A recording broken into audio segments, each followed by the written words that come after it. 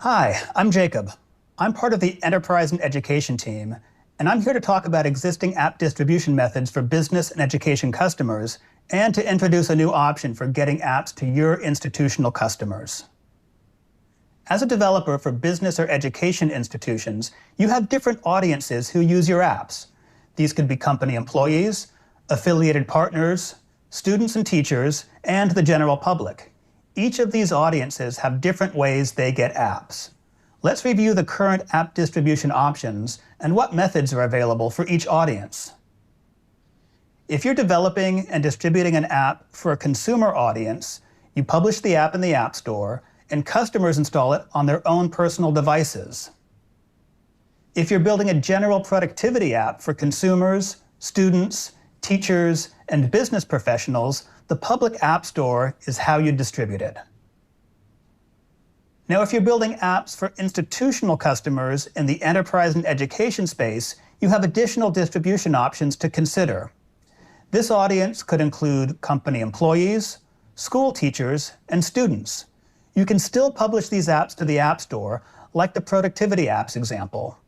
You can also make these apps available for private distribution using custom apps or the Apple Developer Enterprise program.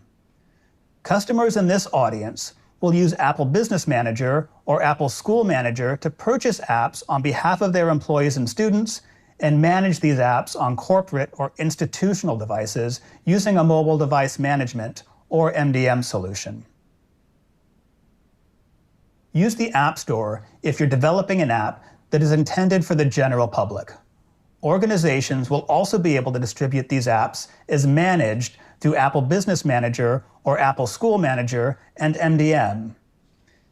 This means the app can easily be used by both consumers on unmanaged devices and employees or students on managed devices. Numbers is a good example of this kind of app.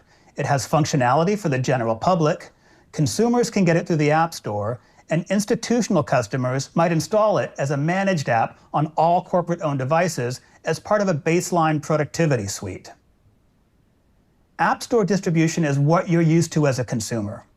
Employees can choose apps they want to install themselves on personal or unmanaged devices, and institutional customers can purchase licenses in Apple Business Manager or Apple School Manager and assign those licenses to managed devices using MDM. In contrast, custom apps are designed for private distribution to organizations who manage apps on behalf of their employees, staff, and students. These can be apps that you develop in-house for distribution to your employees, or they can be apps that you develop and make available directly to specific business and education customers that you designate. You can create custom apps for iPhone, iPad, Mac, and Apple TV. Custom apps are purchased using Apple School Manager and Apple Business Manager and deployed using MDM. Many business developers follow this model. They make standard versions of their apps available on the public App Store and also design tailored versions for specific customers that are only available to them. For more information about custom apps, refer to the WWDC 2020 session, Custom App Distribution with Apple Business Manager. And if you're distributing apps internally and your organization meets the eligibility requirements, you can use the Apple Developer Enterprise program. This allows large organizations to develop and deploy proprietary, internal use apps to their employees. This program is for specific use cases that require private distribution using secure internal systems. You need to have systems in place to ensure only employees can download your internal use apps and to protect membership credentials and assets. And you must participate in and pass Apple's verification interview and continuous evaluation process. The last type of audience you might want to distribute apps to is third parties affiliated with your customers, but who aren't direct employees or students. These could be business partners, franchise employees, or other end users with devices that aren't managed by the organization, like higher education students or part-time employees. This audience isn't eligible for managed distribution through Apple Business Manager or Apple School Manager. Currently, your only option for distributing apps to this audience is through the App Store, but that might not work in all cases. For example, when your app doesn't meet the requirement for broad public interest and it wouldn't be a good fit for the App Store. One example of this use case is an app for auto sales and service. An auto manufacturer wants to develop and distribute a single app to their dealer network, and their end users are the affiliated independent auto dealers. The only way to distribute an app like this has been through the App Store, even though it is intended for a select, limited audience. I'm happy to share more about another distribution option, unlisted apps. This addresses the need to distribute an app to a more limited audience that includes both unmanaged and managed users. We're going to spend some time reviewing how you can incorporate unlisted apps into your toolkit. First, I'll give an overview of what unlisted apps are. I'll talk about when you would consider using them. I'll cover how you can make these available and how to apply and get started. Let's meet unlisted apps. Unlisted apps are distributed through the App Store, just like public App Store apps.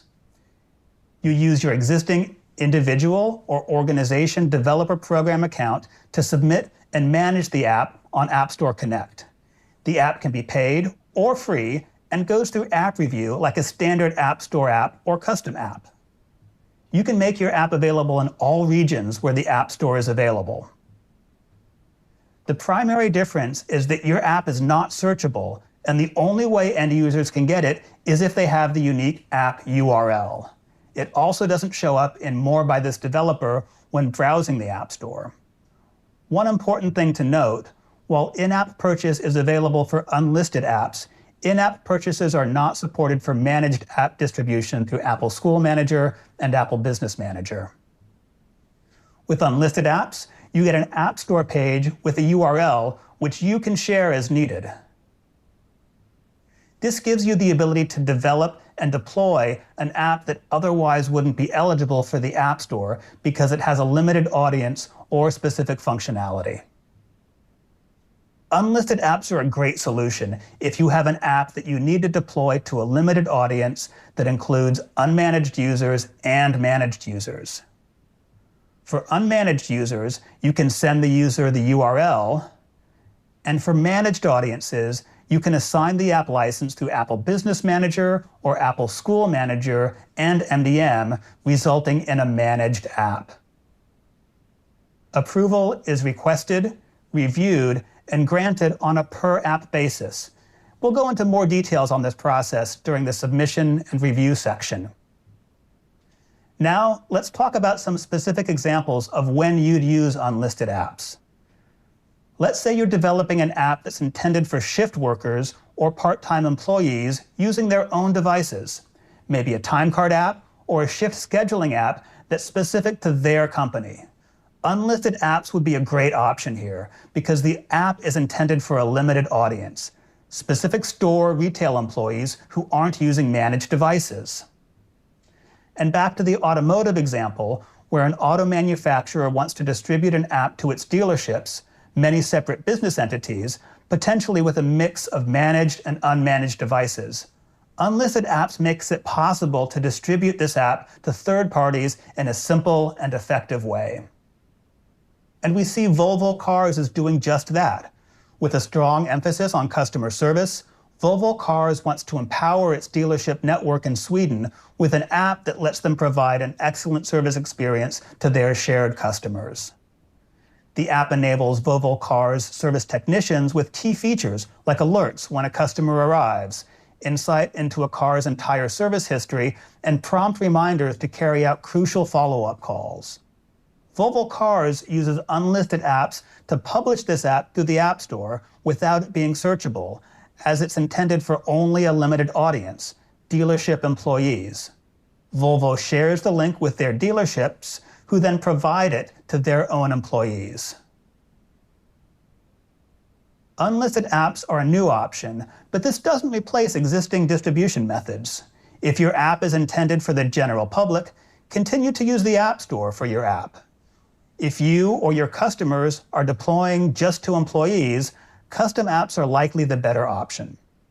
Unlisted apps are intended as an alternative when existing distribution methods aren't the right fit for you or your customers. Next, let's take a look at how end users get these apps.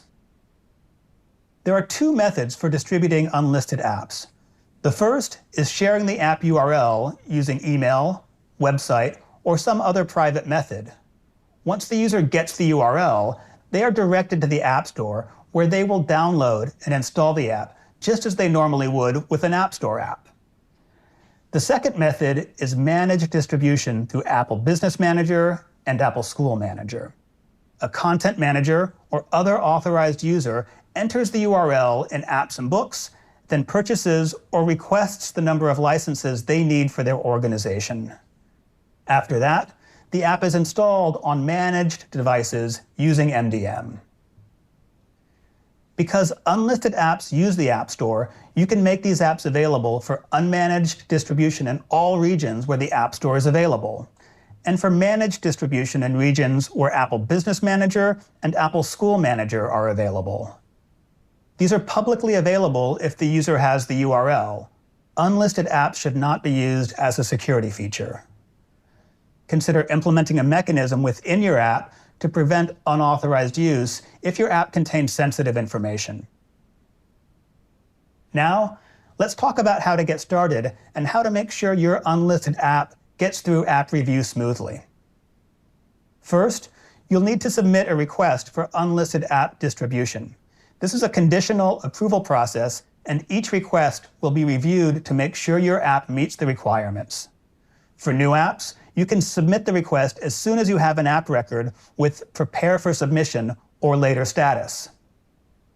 If your app was already approved for public download on the App Store, simply submit the request and include information about your app. This allows you to convert an existing public app to unlisted if it meets the criteria and if it would be better suited to unlisted app distribution. If your app was already approved for private distribution, you'll need to create a new app record in App Store Connect, upload your binary, and set the distribution method to public before completing the request form. If you have additional apps, you'll need to submit a separate request for each one. For more information and to apply for an unlisted app, review the Unlisted App Distribution article on developer.apple.com. Once your app is approved for unlisted app distribution, you'll see the distribution option change in App Store Connect. Once the distribution method is set to unlisted, this will persist across all future app updates. If this is an existing app, the app will now be unlisted. If this is a new app, you will then continue with app submission as usual. Even though unlisted apps are intended for a limited audience, you still need to follow app review guidelines. Use only public APIs, make sure your app runs on the current shipping OS, and adhere to privacy guidelines for collecting and storing user data. You want to make it easy for your audience to use your app. Review the human interface guidelines for in-depth information and UI resources for designing great apps. Provide demo account and credentials if your app requires authentication. This demo account should be able to access all functions. The intent is to make sure the review team is able to inspect all the functionality and features of your app. Submit good metadata, such as description, keywords, and screenshots that show details about your app. Because you are providing your app to a specific audience or market segment, it's useful to include those details in the notes for app review. Wrapping up, you have decisions to make when you determine how your app will get to end users. Choose the public App Store if your app is of broad public interest. Enterprise and education customers can deploy these as managed apps to their employees and staff. Choose custom apps when you are privately distributing to a select group of customers or internal employees who are assigning the app as a managed app to their end users. The Apple Developer Enterprise Program is only for the internal use and distribution of proprietary apps in specific use cases that are not adequately addressed with public apps on the App Store or custom apps. And now, Unlisted apps allow you to distribute an app to a limited audience when you need your app to go through public distribution for both an unmanaged and managed audience. Unlisted apps are available for use today. Thanks for watching, and we look forward to seeing what you do with unlisted apps.